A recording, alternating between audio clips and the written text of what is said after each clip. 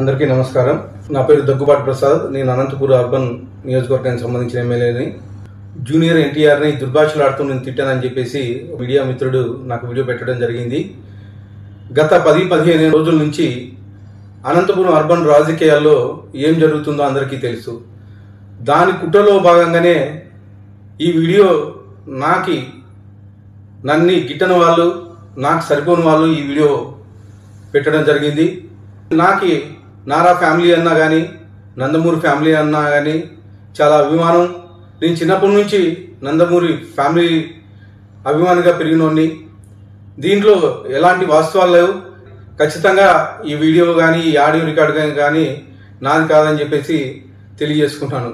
ముఖ్యంగా మా అనంతపురం లోకల్ రాజకీయాల్లో భాగంగా ఈ వీడియో సరిపడిన వాళ్ళు పెట్టడం జరిగింది. ఖచ్చితంగా ఇప్పుడు నేను ఎస్పీ గారికి కానీ కంప్లైంట్ చేయడం జరిగింది.